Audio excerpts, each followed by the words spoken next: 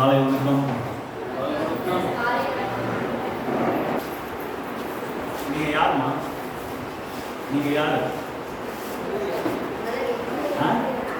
நீங்க யாரு?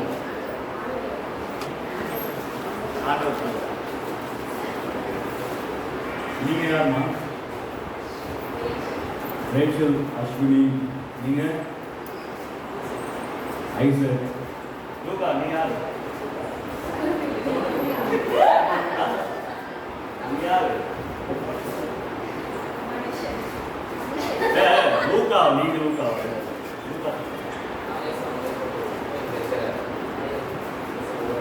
ஏசப்பா மகிமைப்படுறதுக்காக இங்க இருக்கிற ஒரு மனுஷன். நீங்க சொல்லுங்க, இப்போ நீங்க யாரு? மனுஷர். அப்பா கண்டுபிடிச்சிங்க, வெரி குட். பிரதர், நீங்க யாரு? மனுஷன் தான், கன்ஃபார்ம். ஓகே, அப்புறம் என்ன சொன்னீங்க? ஆண்டவரோட. கார்த்தி, நீ யாரு? நீ யாரு? எல்லாம் நீ யாருன்னு கேட்டேன். மற்றவங்களுக்காக பதில் சொல்லுங்க. இதுக்கப்புறம் நீங்க யாரையும் கேட்கக்கூடாது, அதனால எல்லாரையும் நான் சொல்லியிருக்கேன். Okay, right. சரி, ஜாம் பண்ணுமா? ஏசப்பா, நன்றி. காலைக்காக நன்றி செலுத்துகிறோம், நாளுக்காக நன்றி செலுத்துகிறோம். அனைவரையும் நமக்கு முன்பாக வர தகுதியற்றவர்கள் நாங்கள் இருந்த ஏசப்பாவோட அன்பு, உங்களுடைய இறக்கம், தயவுக்காக நன்றி செலுத்துகிறோம். சாமி, நீ ஆண்டவரே எங்கள் மத்தியில் வாசம் செய்கிறவராக இருக்குது. ஆண்டவரே, எங்கள் 23 நாமத்தில் கூடுறீங்களோ அங்கே நான் இருப்பேன் என்று சொன்ன அந்த வார்த்தையை நாங்கள் விசுவாசிக்கிறோம். எங்கள் மத்தியில் நீங்கள் இருக்கிறேன். ஆண்டவரே, உங்களோட வசனம் ஆண்டவரே எங்களுக்கு மிகப்பெரிய ஒரு பலனாக இருக்கிறது. அந்த வசனத்தை இசப்பா நாங்கள் கேட்க எங்கள் இருதயங்களை திறந்ததும் கேட்டதின்படி நடக்கிற அந்த கிருபை எங்களுக்கு தாங்க. உங்களோட தயவுனால இசப்பா நாங்கள் எல்லாவற்றையும் செய்து உமக்கு முன்பாக உங்களோட பிள்ளைகளாக இசப்பா நாங்கள் நிற்க எங்களுக்கு உதவுங்க. இயேசு கிறிஸ்துவின் பரிசுத்த நாமத்தில் இருக்கிறோம். ஆமென். ஓகே, ஆண்டி இன்னைக்கு ஸ்டார்ட் பண்ணும்போது ஒரு வசனத்தோட ஸ்டார்ட் பண்ணாங்க. ஆனால் நான் என்ன வசனம், ஒரு வசனம் சொன்னாங்க. உபாகமம் இல்லையே, என்ன நாளாகவும் 2 நாளாகவும் அப்புறம் 7:14. அந்த பொருள் என்ன? அந்த வசனத்தில் ஆண்டி பேசினாங்க. ஆண்டோட வார்த்தை பார்த்து கூட சொல்லுங்க, ஒன்றும் பிரச்சனை இல்லை. 2 நாளாகவும் அந்த 7:14 ஆண்டி ஸ்டார்ட் பண்ணாங்க. அதில் என்ன அந்த வசனம் என்ன பேசுச்சு, என்ன சொல்லி ஸ்டார்ட் பண்ணாங்க? என்ன? அவரோட முகத்தை நோக்கி பார்க்கணும். Okay, very good. வேற என்ன பாயிண்ட் சொன்னாங்க? 7:14 பார்த்து சொல்லுங்க. நம்மளை தாழ்த்தி ஜெபம் பண்ணி பொருளாதார வழிகளை விட்டு மனம் திரும்புங்கள் பார்த்தாங்க. அந்த வசனத்தோட ஸ்டார்டிங் என்ன சொல்லுது? என் நாமம் தரிக்கப்பட்ட ஜனங்கள் அப்படின்னு சொன்னாங்க. ஆண்டி சொன்னாங்க, அதை ஸ்டார்ட் பண்ணாங்க. என் நாமம் தரிக்கப்பட்ட ஜனங்கள், நீங்கள் உங்களோட பொருளாதார வழிகளை விட்டு நீங்கள் விலகி மனம் திரும்பி உங்களை தாழ்த்தி என்னை பார்க்கும்போது நான் உங்களை மன்னித்து உங்களுக்கு என்ன கொடுப்பேன்? சேமத்தை உண்டாக்குவேன். ரைட், உங்கள் தேசத்துக்கே சேமத்தை உண்டாக்குவேன் சொல்லி அந்த வசனாங்க இஸ்ரவேலுக்கு சொன்னது நமக்கு. ரைட், இன்னைக்கு நான் ஏன் கேட்டேன்னா, நீங்கள் யார் அப்படின்னும் போது இன்னைக்கு நம்ம பார்த்தீங்கன்னா முக்கியமாக யங் பீப்புள் எல்லாருமே பெரியவங்க கூட நம்ம யார் என்பதை வெளியே கேட்டுட்டு இருக்கோம். அதாவது உலகத்தில் கேட்டுட்டு இருக்கோம் நம்ம யார் அப்படின்னும் போது அந்த ஐடென்டிட்டி இருக்குல்ல, நான் யார் என்ற அந்த ஐடென்டிட்டி. பொதுவாக நம்மளை வந்து யார், நீங்கள் யார் அப்படின்னு கேட்டால் நம்ம என்ன சொல்லுவோம்? நம்மளோட பேர் சொல்லுவோம், நம்ம என்ன வேலை செய்யணும்னு சொல்லுவோம், இல்லை நம்ம என்ன படிக்கிறோம்னு சொல்லுவோம். ரைட், இல்லை எங்கெங்கே வரும், இல்லை என் குடும்பத்தோட இது அடையாளம், இதை தான் சொல்லுவோம். ஆனால் அது பத்தலை, அது போதுமானதாக இல்லை. நான் யார் என்பதை இந்த உலகம் முடிவு பண்ணுது நிறைய நேரத்தில். இல்லை, நானே முடிவு பண்ணிக்கிறேன் நான் யார் என்பது. நான் இதுதான், நான் ஒரு இன்ஜினியர், நான் ஒரு டாக்டர், நான் இந்த வேலை செய்கிறேன், நான் இதுதான் அப்படின்னு சொல்லி நானே முடிவு பண்ணிக்கிறேன். இல்லை, உலகம் சொல்லுது. ஒரு சின்ன குழந்தை பிறந்ததுலேருந்து அது வளர்த்துலேருந்து அதை சொல்லிகிட்டே இருப்பாங்க. ரைட், இவன் இதாக ஆகுவான், இவன் இந்த பொண்ணு வந்து இந்த படிப்பா, இந்த நிலைக்கு வருவா. ஸோ வீட்டிலேருந்து அதை பார்க்குறோம். வெளியே போனோடனே டீச்சர்ஸ் ஒன்று சொல்லுவாங்க, ரைட், இந்த பொண்ணு வந்து இப்படி இருக்கா, இவன் இதுதான் வருவா. ஸோ இந்த அடையாளம் என்பது நமக்கு வந்து உலகம் தருது ஒன்று, இல்லை நம்மளே நம்மளை முடிவு பண்ணிக்கணும். ஆனால் இந்த உலகத்தில் நம்ம தேடுகிற அந்த அடையாளம், இல்லை பெற்றிருக்கிற அந்த அடையாளம் அடியக்கூடியதாக இருக்கும். ஆண்டவர் நமக்கு கொடுத்த அந்த அடையாளம் அடியாத நித்தியமானதாக இருக்கும். அந்த அடையாளத்தை குறித்து தான் நம்ம இன்னைக்கு பார்க்கணும். ஆண்டவர் நமக்கு அடையாளம் கொடுத்துருக்கிறார், ரைட். அவர் நாமம் தரிக்கப்பட்ட ஜனங்கள், அவர் நாமம் தரிக்கப்பட்ட ஜனம் அப்படின்ற அந்த அடையாளத்தை எனக்கு கொடுத்துருக்காரு. அந்த அடையாளம் வந்து முக்கியமானது, அழியாது ஒன்றாது. ஸோ இன்னைக்கு என்ன நான் ஷேர் பண்ண வந்தேன் அப்படின்னா, ஆண்டி அர்ப்பணம் அந்த வருஷத்துலேருந்து ஸ்டார்ட் பண்ணாங்க. அந்த வருஷத்தை வச்சு தான் நான் வந்து கொண்டு போகிறேன். ஏன்னா என் நாமம் தரிக்கப்பட்ட ஜனங்கள் அப்படின்னு சொல்லி ஆண்டவர் வந்து குறிப்பிட்டு ஒரு ஜனத்தை தான் பேசுகிறார், பொதுவாக பேசுறது.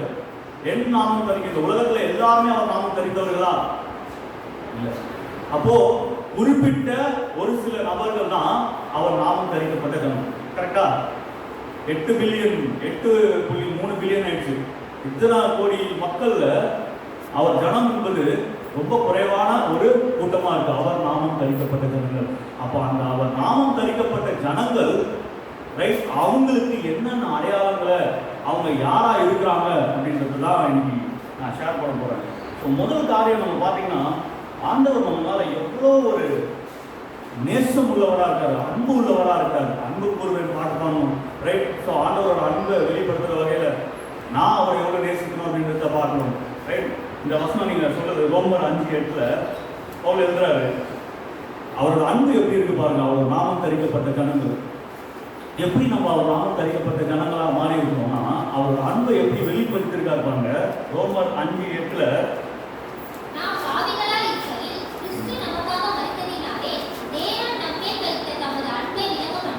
நாம் பாவிகளாய் இருக்கையில் கிறிஸ்து நமக்காக மரித்ததினாலே, நம்ம பாவிகளாய் இருக்கும் போது ஆண்டவர் நமக்காக மரித்திருக்கிறார். நம்ம பாவியா இருக்கும் போது ஆண்டவர் நமக்காக மரித்திருக்கிறார். எவ்வளவு நேசிக்கிறார் பாருங்க. அப்படி அவர் அன்பை நம்ம வெளிப்படுத்திருக்கிறார். நம்ம நல்ல பையனா இருக்கும் போதோ, நல்ல ஒரு பெண்ணா இருக்கும் போதோ மரிக்கல, பாவிகளா இருக்கும் போது, ரைட், மரித்திருக்கிறார். ஸோ அப்படி அவரோட அன்பை வெளிப்படுத்திருக்கிறார். அந்த அன்பின் நிமித்தமா தான் அவர் நாமம் தரிக்கப்பட்ட ஜனமாக நான் தெரிந்து கொள்ளப்பட்டிருக்கேன், ரைட். இது எல்லாருக்குமே ஆண்டவர் வந்து மரித்திருக்கிறார். ஆனால் ஒரு சில நபர்கள் தான் வந்து அதை புரிஞ்சுக்கிட்டாங்க, மனம் திருப்பி வராங்க, ரைட். அவர் நாமம் தரிக்கப்பட்ட ஒரு ஜனமாய் இருக்கிறாங்க. அண்ட் வசனம் எப்படியா சொல்லுது, சங்கீதம் 139:14 இந்த வசனம் நீங்க வாசிச்சிருப்பீங்க.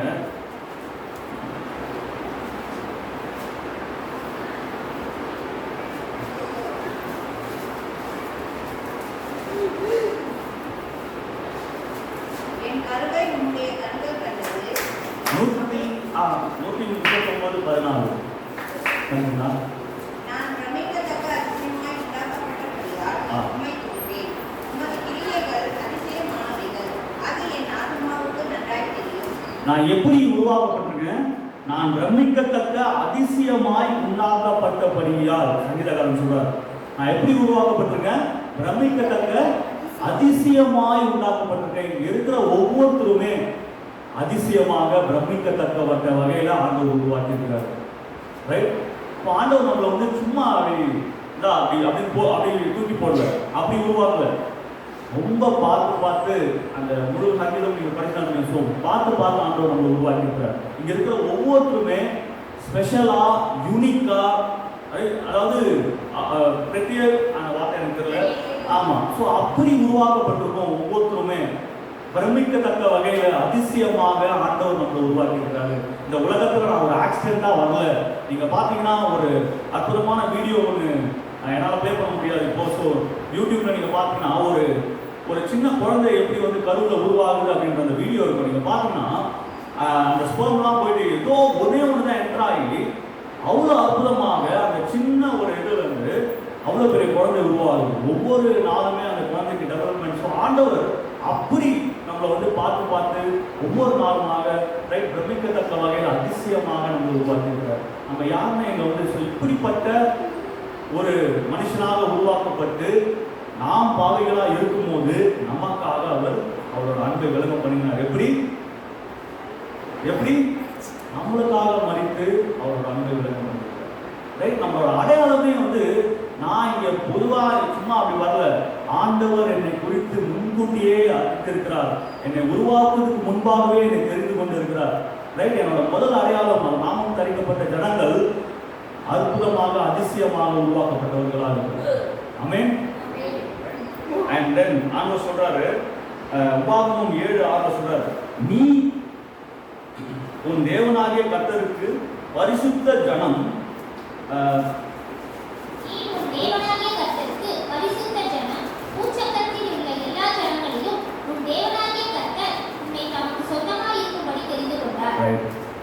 நீ அவருக்கு, நம்ம யார் அவருக்கு? எப்படிப்பட்ட ஜனம்? பரிசுத்தமான ஜனம். அவர் நாமம் தெரிவிக்கப்பட்டவங்க. எப்படிப்பட்ட ஜனம்? பரிசுத்தமான ஜனம். நம்மளோட அடையாளம் இது. நம்மளோட அடையாளம் பரிசுத்தமான ஜனம் நம்ம. ஆமென்.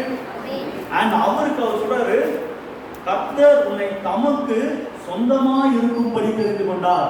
அவருக்கு சொந்தமாக இருக்கும்படிக்கு நம்மளை அழைத்திருக்கிறார். நம்ம யாருக்கு சொந்தம்? ஏசப்பாக்கு சொந்தம்.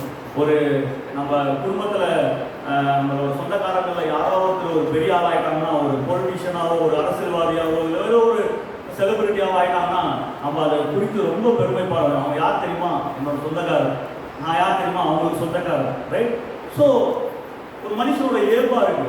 ஆண்டவர் சொல்றாரு, எனக்கு நீ சொந்தமாக இருக்கும்படிக்கு நான் தெரிந்து கொண்டிருக்கிறேன். நீ எனக்கு சொந்தமா? கர்த்தாதி கர்த்தரும் தேவாதி தேவருமான சகலத்தையும் உண்டாக்கின அந்த தேவனுக்கு நாம் சொந்தக்காராக இருக்கும்படியான அடையாளத்தை நமக்கு கொடுத்திருக்கிறார். ஆண்டவரோட சொந்தக்காரர், அந்த சொந்த ஜனமாக பரிசுத்த ஜனமாக நம்ம தெரிந்து கொண்டிருக்கிறார். அடுத்தது நம்ம பார்க்கும்போது 1 யோவான் 3:1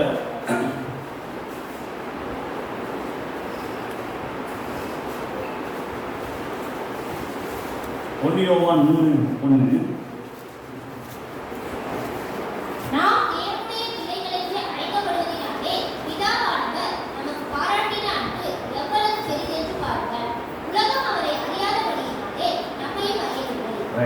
நாம் தேவனுடைய பிள்ளைகள் என்று அழைக்கப்படுவதனாலே பிதாவானவர் அவர் அன்பின் நிமித்தமாக நாம் யாருக்கு பிள்ளையா இருக்கோம்?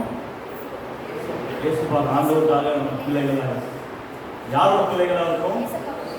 ரைட். நம்ம அவருக்கு சொந்தம். அந்த சொந்தமான அந்த உறவு அவருக்கு பிள்ளையாக நம்ம தெரிந்து கொள்கிறோம். நம்மளோட அடையாளம் இன்னைக்கு என்ன தெரியுமா? உலகத்தில் தேடிட்டு இருக்கோம். ஆனால் இன்னைக்கு யாருமே தர முடியாம அடைய முடியாத ஒரு அடையாளம் நம்ம இயேசுவோட பிள்ளை என்கிற அந்த அடையாளம். யோவான் சொல்றாரு, 1:12 சொல்றாரு, இந்த எனக்கு பிள்ளையாகவும் அதிகாரத்தையும் உங்களுக்கு நான் தந்திருக்கேன், யார் என்னை விசுவாசிக்கிறாங்களோ. நம்மளோட இன்னொரு அடையாளம் இயேசப்பாவோட பிள்ளையா இருக்கிறவங்க. ரைட். அவருக்கு சொந்தமானபடினாலும், அவர் சொந்தமாக என்னை தெரிந்து கொண்டபடினால் நான் அவருக்கு பிள்ளையா இருக்கிறேன். இயேசுப்பாவோட பிள்ளை என்னோட அடையாளம் இது. இது அழிக்க முடியாத ஒரு அடையாளமா இருக்கு. வேற எந்த அடையாளத்தை நான் வச்சிருந்தாலும் ஒரு நாள் இறந்து போகும்போது ஒருத்தர் ஒரு டாக்டரா இருந்து இறந்து போனா, டாக்டர் எப்போ எடுக்க போறோம்னு கேட்க மாட்டாங்க. ரைட். பாடி தான் சொல்லுவாங்க. எந்த ஒரு அடையாளத்தை நான் கொண்டு வந்தாலும், பெரிய பெரிய பணக்காரனாகி அவங்க அடையாளத்தை கொண்டு வந்தாலும் அந்த அடையாளம் அழிய போகிறது. ஆனால் இது நித்தியமான அடையாளம். நான் அவர் பிள்ளையா இருக்க போறேன். பிள்ளையாக என்னை தெரிந்து கொண்டு இருக்கிறார் அவர் அன்பின் நிமித்தமாக. ஆமென். And then எபேசியர் 5:8 அதுக்கு மேலே ரோமர், இது ஒரு ரொம்ப முக்கியமான ஒரு வசனம். ரோமர் 8:16-17 நீங்க வாசிங்கன்னா அதுல இன்னொரு வார்த்தையை ஆட் பண்றாரு. பிள்ளைகளுக்கும் அடுத்த பிள்ளைகளிலே ஒரு முக்கியமான ஸ்தானத்தை ஆண்டவர் கொடுக்கிறார். ரோமர் 8:16-17 நாம் தேவனுடைய பிள்ளைகளாக இருக்கிறோம் என்று ஆவியானவர் தாமே நம்முடைய ஆவியிலே கூட சாட்சி கொடுக்கிறார். நாம் பிள்ளைகளானால் சுதந்திரருமாமே, தேவனுடைய சுதந்திரரும் கிறிஸ்துவுக்கு உடன் சுதந்திரருமாமே. கிறிஸ்துவுடனே கூட நாம் மகிமைப்படும்படிக்கு அவருடனே கூட பாடுபட்டால் அப்படியாகும். ரைட். தேவனோட பிள்ளையா இருக்கிறோம் சொல்லி யார் நமக்கு சாட்சி கொடுக்கிறார்? யார் நமக்கு சாட்சியா இருக்கிறா? அதுக்கு யார் அந்த அடையாளமா இருக்கா? பரிசுத்த ஆவியானவர் அடையாளமா இருக்கிறார். ரைட். பரிசுத்த ஆவியானவரை பெற்றுக்கொண்ட அனைவரும் உறுதியாக சொல்ல முடியும், நாம் ஆண்டவரோட பிள்ளைகள். ரைட்? அதுதான் அடையாளம். ஆனால் நம்ம மட்டும் நிறுத்தல, பிள்ளைகளான படியினால் நம்ம யாரா இருக்கோம், யாரா நம்ம ஸ்தானத்துக்கு சுதந்திரர் அப்படின்னு சொல்லியிருக்கு. யார் இந்த சுதந்திரர்? சுதந்திரர்னா என்ன?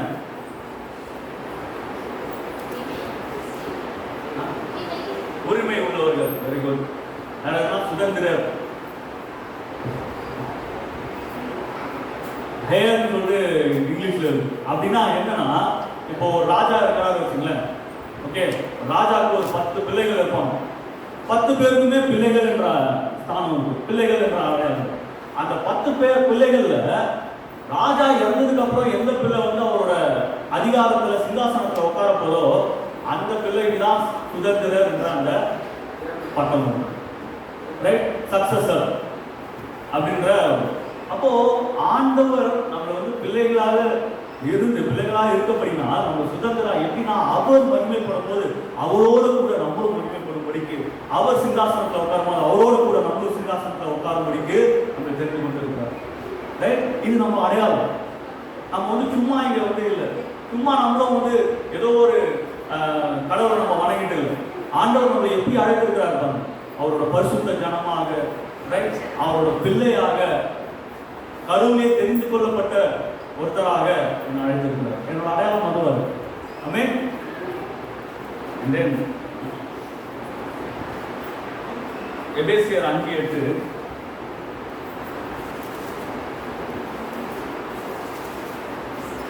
எபேசியர் 5:8 முற்காலத்தில் நீங்கள் அந்தகாரமாய் இருந்தீர்கள், இப்பொழுதோ கர்த்தருக்குள் வெளிச்சமாய் இருக்கிறீர்கள், வெளிச்சத்தின் பிள்ளைகளாய் நடந்து கொள்ளுங்கள். முற்காலத்தில் நம்ம என்னவா இருந்தோமா? எதுல இருந்தோம்? அந்தகாரத்தில் இருந்தோம். அந்தகாரம் எதை குறிக்குது? பாவத்தை குறிக்குது. Very good. அந்தகாரத்தில் இருந்தோம், நம்மளோட அடையாளம் அதுவா இருந்தது. ஆனால் இப்போ கர்த்தருக்குள் நம்ம என்னவா இருக்கிறோம்? வெளிச்சமா இருக்கிறோம். நம்மளோட அடையாளத்தை பாருங்க. இருள்ல இருக்க என்ன ஆண்டவர் மீட்டு எடுத்து வெளியே கொண்டு வந்து இப்ப நான் என்னை என்னவா வச்சிருக்கிறாரு? வெளிச்சமா வச்சிருக்கிறார். இது என்னோட அடையாளம், அழியாத ஒரு அடையாளம். என்னை வெளிச்சமாக வச்சிருக்கிறார் இந்த உலகத்துக்கு. ரைட்? அதனால தான் வந்து மத்தேயு 5:14 சொல்றாரு, நீங்கள் உலகத்துக்கு வெளிச்சமா இருங்கள், மலையின் மேல் இருக்கிற பட்டணம் மறைந்திருக்க மாட்டாது. ரைட்? நம்ம இந்த உலகத்துக்கு என்னவா வச்சிருக்கிறார் ஆண்டவர்? இது என்னோட அடையாளம். ரைட்? நம்ம என்னென்னமோ தேடிட்டு இருக்கோம். நம்ம யாரு, நம்மளோட அடையாளம் என்ன, நான் என்ன பண்ணணும், இந்த உலகத்தில் எதுக்கு இருக்கிறேன், நான் என்னோட நோக்கம் என்ன. ஆனால் ஆண்டவர் இப்படிப்பட்ட காரியங்கள் நமக்கு வச்சிருக்கிறார். நம்ம இந்த உலகத்துக்கு வெளிச்சமாக இருக்கணும் அப்படின்னு சொல்லி. ஸோ ஒரு மலை மேலே ஒரு ஒரு ஒரு தீபத்தை எழுத்துனா அந்த தீபத்தை வந்து யாராவது மறைக்க முடியுமா? அந்த அந்த இந்த இடத்தை சுற்றி ஒரு பெரிய ஒரு பிரகாசம், ரைட், அதை மறைக்க முடியாது.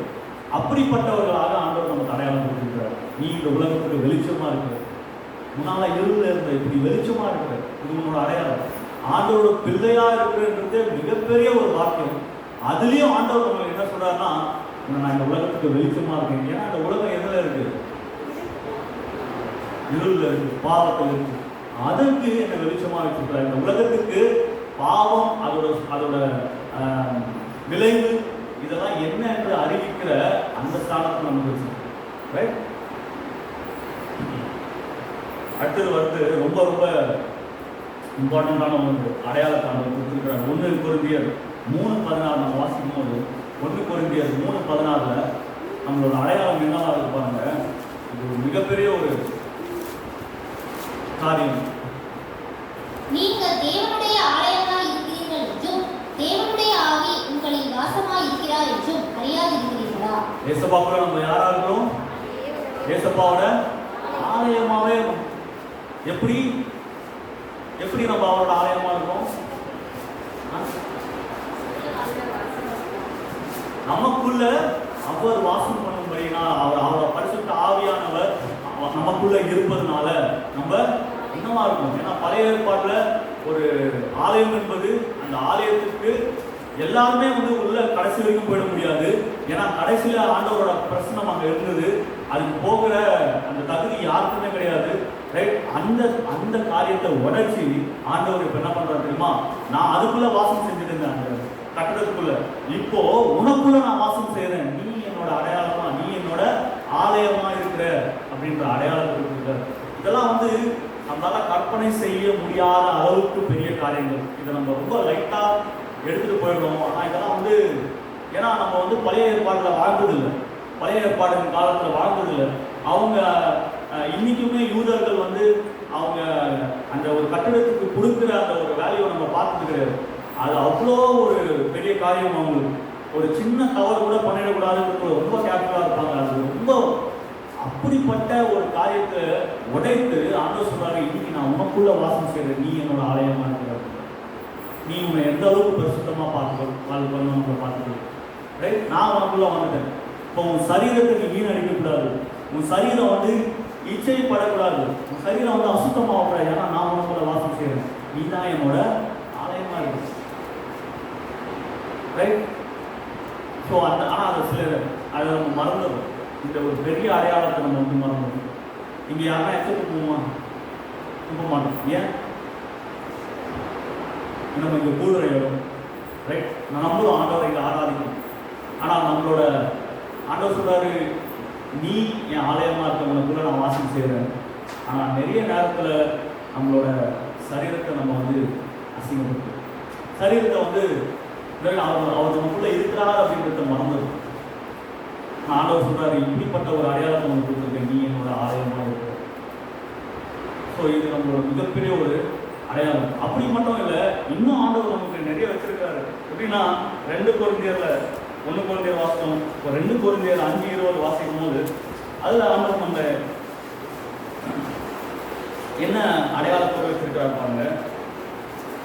ஆனபடியினாலே தேவனானவர் எங்களை கொண்டு புத்தி சொல்கிறது போல நாங்கள் கிறிஸ்துவுக்காக ஸ்தானாதிபதிகளாய் இருந்து தேவனோட ஒப்புரவாகுங்கள் என்று கிறிஸ்துவின் நிமித்தம் உங்களை வேண்டிக் கொள்கிறோம். ஓகே, நாங்கள் கிறிஸ்துவுக்காக பவுல் சொல்றாரு, நாங்கள் கிறிஸ்துவுக்காக ஸ்நானாதிபதிகளாய் இருந்து, ஸ்நானாதிபதி இந்த டிரான்ஸ்லேஷன் தமிழில் வந்து இப்படி இருக்கு. ஆங்கிலத்தில் நீங்கள் பார்த்தீங்கன்னா அம்பாசடர்னு. அம்பாசடர்னா என்ன? அம்பாசடர் காரோட பேர், வெரி குட். ஒரு கார் இருக்கு, ரொம்ப ஃபேமஸான கார். ஆனால் அம்பாசடர் அப்படின்ற அந்த ஒரு வார்த்தைக்கான பொருள் என்ன, அவங்க யார் அப்படின்னு பார்த்தீங்கன்னா, ஒரு நாட்டுலேருந்து ஒரு நாட்டை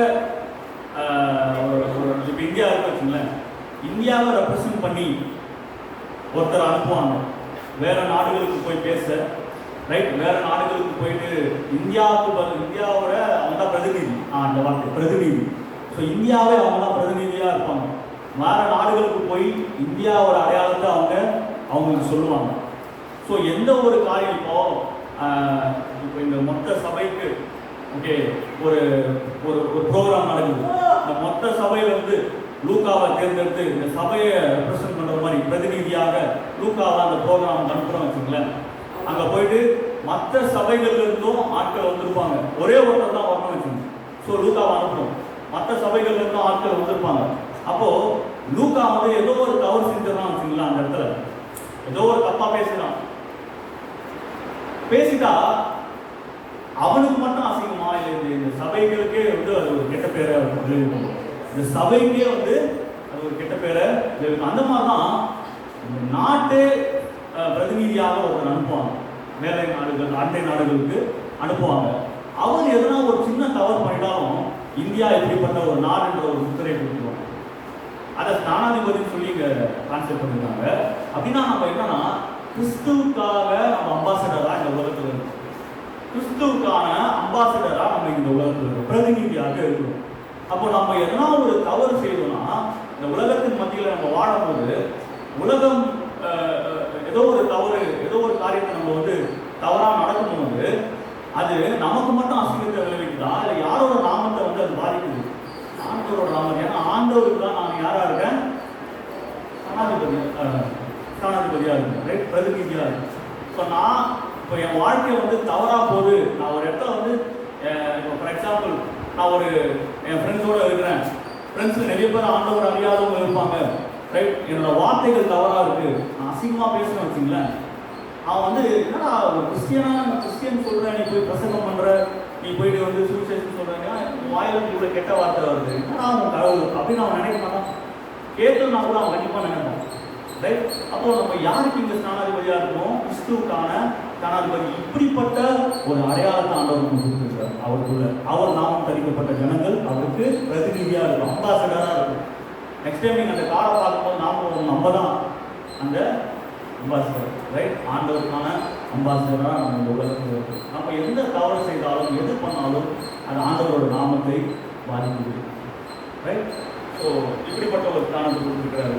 அண்ட் அடுத்து இந்த வசனம் 1 பேதுரு 2:9 நம்ம வாசிக்கும் போது, சார் 1 பேதுரு 2:9,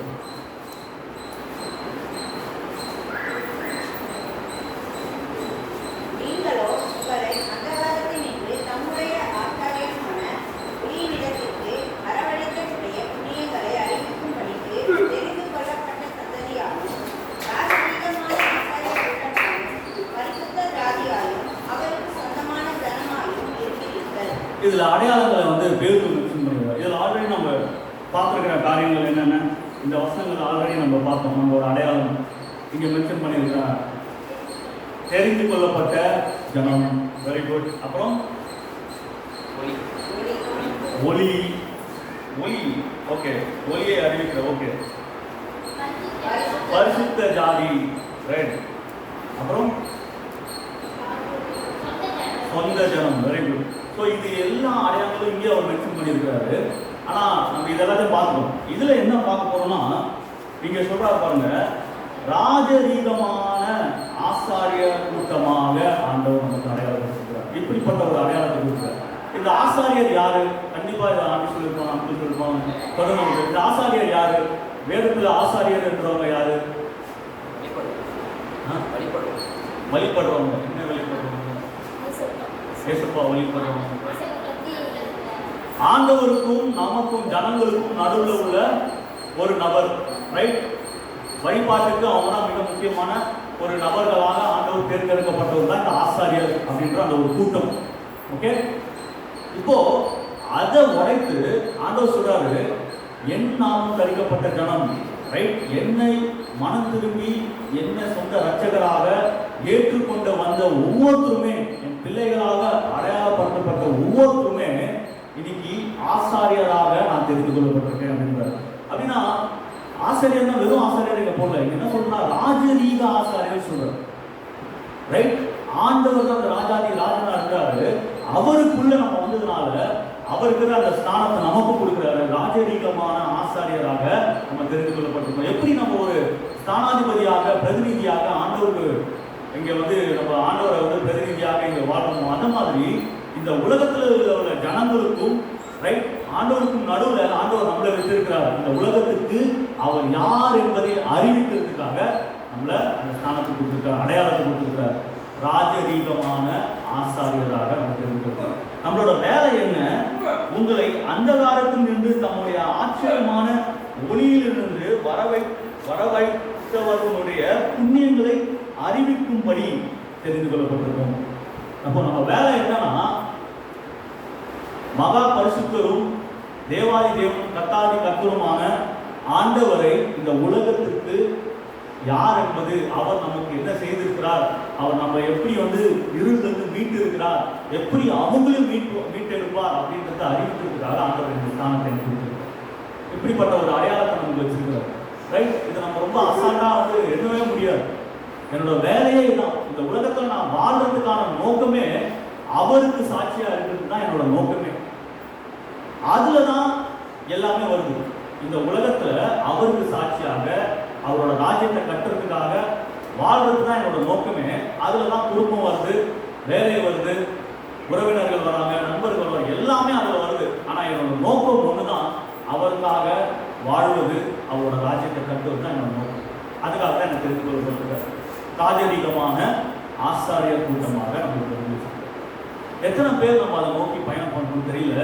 நான் இதுவரைக்கும் இல்லைன்னா இனிமே நம்மளோட ஒரே நோக்கமான அவருக்காக வாழ்வதையும் அவர் ராஜ்யத்தை கட்டுவதற்கான எல்லா முயற்சிகளும் நம்ம எடுக்கணும்ன்றது தான் இன்னைக்கு நம்ம பார்க்குற ஒரு பெரிய காரியம். ஏன்னா அப்படிப்பட்ட அடையாளத்தை நம்ம கொடுத்துருக்குறது, ரைட்?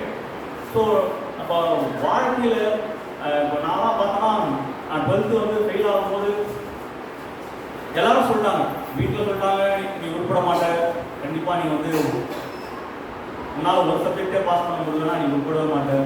என் டீச்சர்ஸும் வந்து எவ்வளோ முயற்சி பண்ணாங்க, அவங்களும் கைவிட்டாங்க. என்னோட அத்லெட்டிக்ஸ் கோச், என்னோட ஸ்போர்ட்ஸ் கோச் அவரும் சொல்லிட்டாரு, நீ எப்போ பாஸ் பண்ணுறியோ அதுக்கு தான் நீ வரணும், நான் அப்போ தான் நம்ம ஓட விடுவேன். அப்போது எல்லாருமே என் ஃப்ரெண்ட்ஸ் சொல்லிட்டாங்க, நீ இதே தான் இருக்க போகிற, உனக்கு ஒரு சீரியஸ்னஸே இல்லை வாழ்க்கையில். இப்போது எனக்கு இந்த உலகம் தந்த அடையாளம் இதுதான். நாம ஒரு பாயிண்ட்ல என்ன நினைச்சோன்னா, நம்ம அவ்வளோதான் வேஸ்ட்டு, நம்மளால இது பண்ண, நம்மளுக்கு தெரிஞ்சது ஒன்றே ஒன்று ஸ்போர்ட்ஸு, அதுவும் வரும், அதுக்கும் நம்மளுக்கு வழி இல்லை. அப்போது நம்மளால் எதுவும் பண்ண முடியாது அப்படின்னு நான் சுற்றி இருந்த வேலைகளில் ஆண்டவர் என்னை தொட்டு, என்னையும் தொட்டு எனக்கு இப்படிப்பட்ட அடையாளங்களை எனக்கு புரிய வச்சார். என் வாழ்க்கையில் எது முக்கியம் அப்படின்றத இந்த வசனங்கள் மூலமாக எனக்கு புரிய வச்சார். அதுக்கப்புறம் என் வாழ்க்கையை கொஞ்சம் சீரியஸாக ஆச்சு. ரைட், நான் என்னைக்கு இதை உணர்றனோ, கிறிஸ்துவுக்குள்ள நான் யார் அப்படின்றதுனால தான் அதை நான் உணரும் போது தான் என் வாழ்க்கை சீரியஸாக. எனக்குள்ள ஆண்டவர் வைத்திருக்கிற இந்த அடையாளங்கள் என்னன்றதை உணரும் போது தான் என் வாழ்க்கை சீரியஸாக. அது வரைக்கும் நான் எவ்வளோ நினைச்சு ஓடிட்டு இருக்கேன். இந்த உலகம் சொல்லும், நீ சம்பாதிக்கிறது பத்தலை, இன்னும் நீ சம்பாதிக்கணும். எனக்கு என்ன தோணும், ஓ அப்போ நான் சம்பாதிக்கிறது பத்தலை, இன்னும் நான் சம்பாதிக்கணும், இன்னும் நான் சேர்த்து வைக்கணும், இன்னும் நான். ஸோ கிறிஸ்துவுக்குள்ள நான் யார் என்பதை தெரிந்து கொள்ளணும்னா, நான் ஒரு பந்து போல இந்த சைட்லேருந்து ஒருத்தவங்க உதைச்சாங்கன்னா அந்த சைட்லேருந்து ஒருத்தர், ஸோ யார் யார் எங்கெங்க உதைக்கிறாங்களோ அதுக்கு பண்ணி நான் போயிட்டே இருக்கேன். ஆனால் கிறிஸ்து அவர் யார், அவருக்குள்ள நான் யார், இப்படிப்பட்ட அடையாளங்கள் எனக்கு கொடுத்துருக்கிறாரு அப்படின்னும் போது நான் நிலையா ஒரே கோட்டில் போவேன்.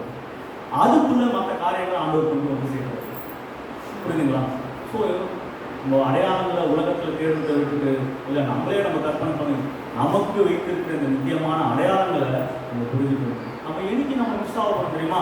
என்னைக்கு வந்து நம்ம இந்த அடையாளங்களை வந்து என்னைக்கு நம்ம இழக்கக்கூடும் அப்படின்னா, இந்த வசனத்தில் பவுலையா சொல்றாரு, ரோமர் 12:2 நீங்கள் வாசிப்பீங்க, நீங்கள் இந்த பிரபஞ்சத்திற்கு ஒத்த வேஷம் அறியாமல் தேவனுடைய நன்மையும் பிரியமும் பரிபூர்ணமான சித்தம் இன்னதென்று பகுத்தறியத்தக்கதாக உங்கள் மனம் புதிதாகனாலே மறுரூபமாகுங்கள்.